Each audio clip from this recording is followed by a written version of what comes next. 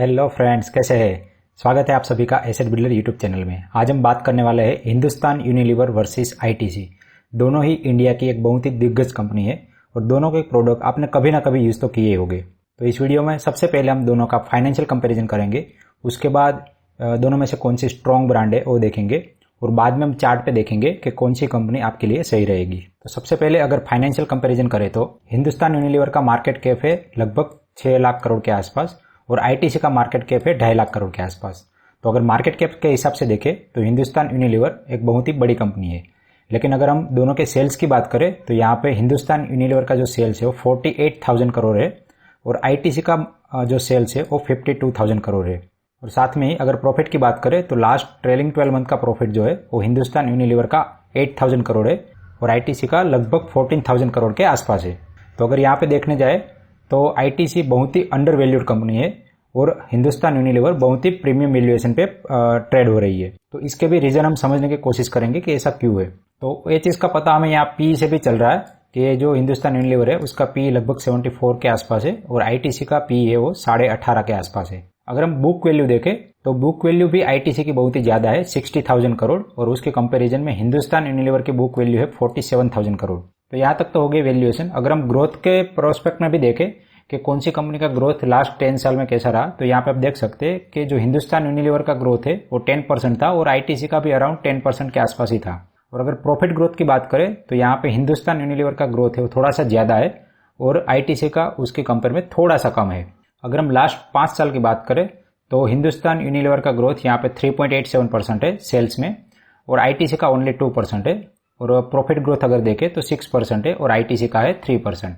तो यहाँ पे जो लास्ट 5 ईयर है वो देखना जरूरी है क्योंकि लास्ट जो 2 साल गए हैं वो कोरोना की वजह से काफी सारे बिजनेस इंपेक्टेड हुए थे। तो उसका इंपैक्ट हमें दोनों कंपनी पे देखने को मिल रहा है। लेकिन आईटीसी का जो बिजनेस है वो ज्यादा ही डाउन था और दोनों ही कंपनी डेट फ्री है, दोनों के ऊपर कोई भी डेट नहीं है।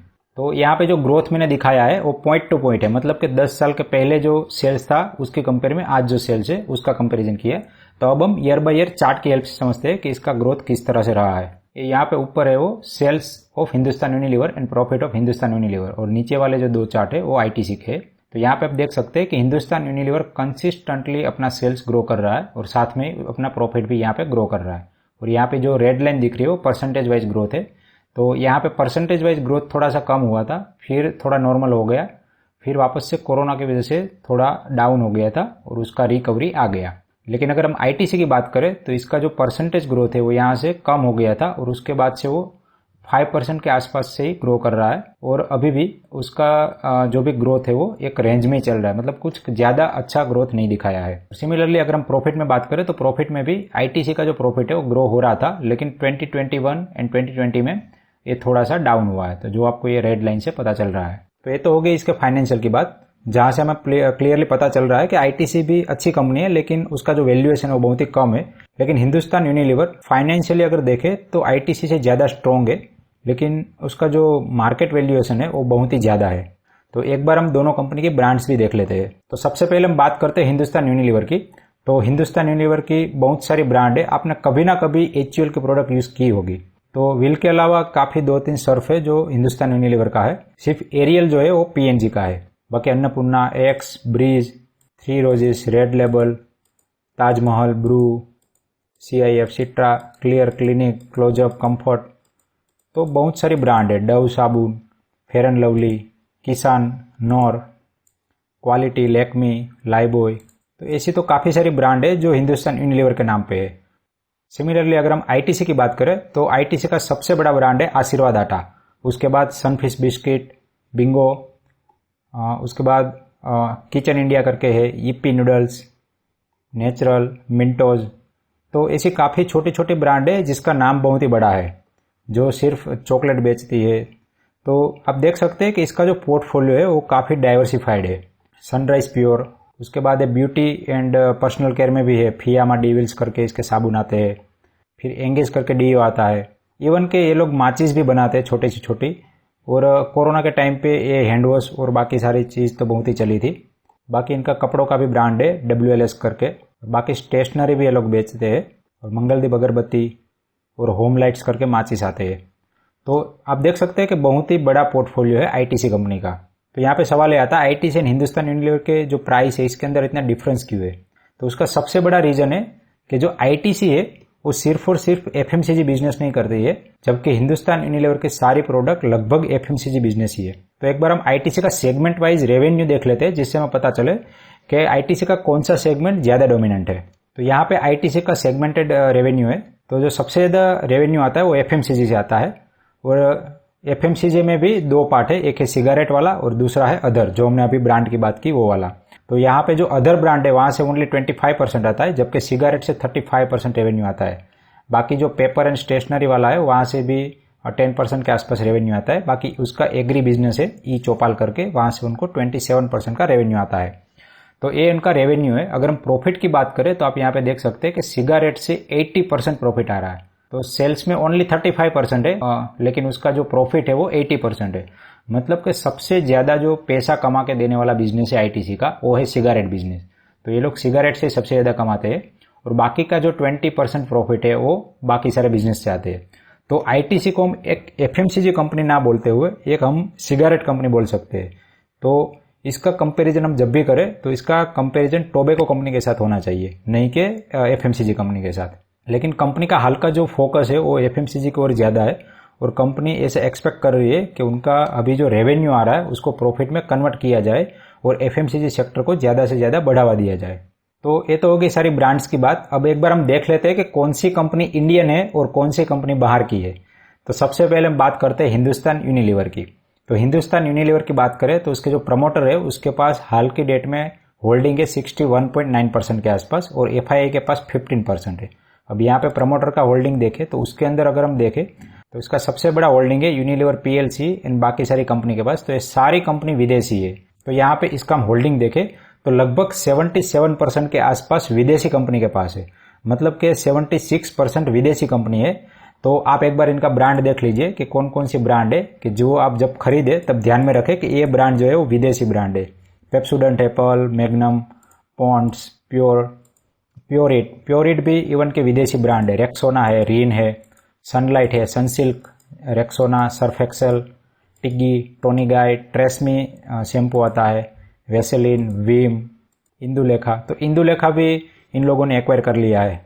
तो आप देख सकते हैं ये जो सारी ब्रांड है वो सारी ब्रांड विदेशी हाथ में ज्यादा है और इंडियन के पास सिर्फ और सिर्फ 23% है। अब दूसरा बात करते हैं हम आईटीसी का। तो आईटीसी में देखें तो यहाँ पे प्रमोटर तो कोई है ही नहीं।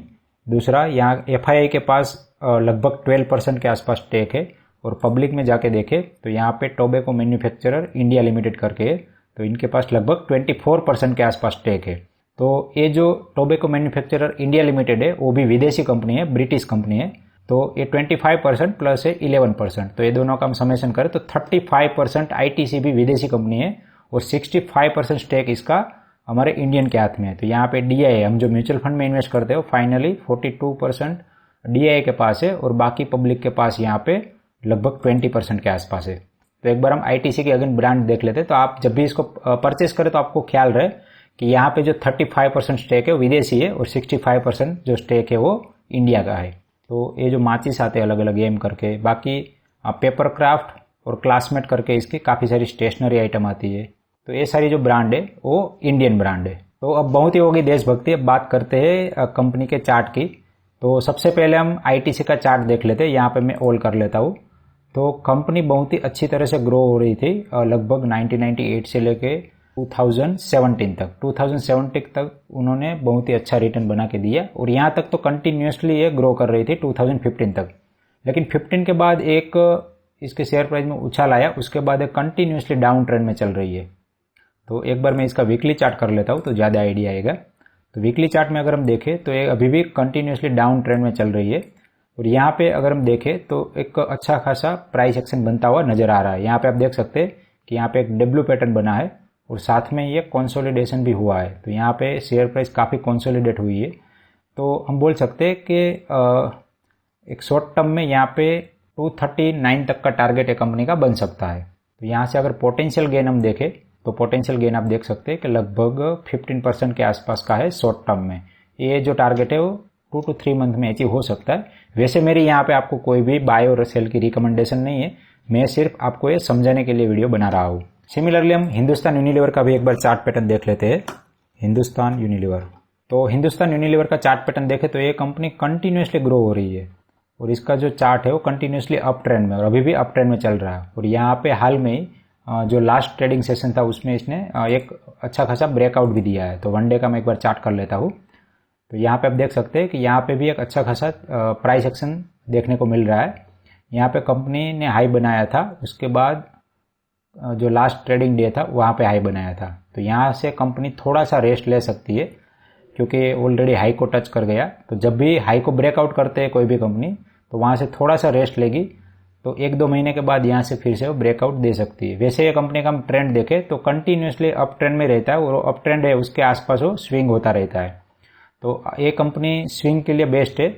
आप एक ट्रेंड लाइन ड्रॉ कर लीजिए और जब भी ये स्विंग लो हो तो आप धीरे धीरे एक्यूमुलेट करिए और जब वो ट्रेंड लाइन के ऊपर स्विंग हाई हो तो धीरे धीरे आप निकाल सकते हैं। तो इसमें भी आप अच्छा खासा प्रॉफिट कमा सकते हैं। आशा करता हूँ कि हिंदुस्तान यूनिलीवर एंड आईटीसी ये दोनों का कंपैरिजन आपको पता चल गया होगा और आईटीसी कितनी अंडर वैल्यूड है कंपेयर टू एचयूएल वो भी आपको समझ में आ गया होगा। तो जब भी आप इन्वेस्टमेंट करें दोनों कंपनी में तब ये चीज़ों का ध्यान रखिए। और अगर आपको मेरा वीडियो पसंद आया है तो वीडियो को लाइक करिए और चैनल को सब्सक्राइब करिए। इस वीडियो को एंड तक देखने के लिए आप सभी का दिल से धन्यवाद।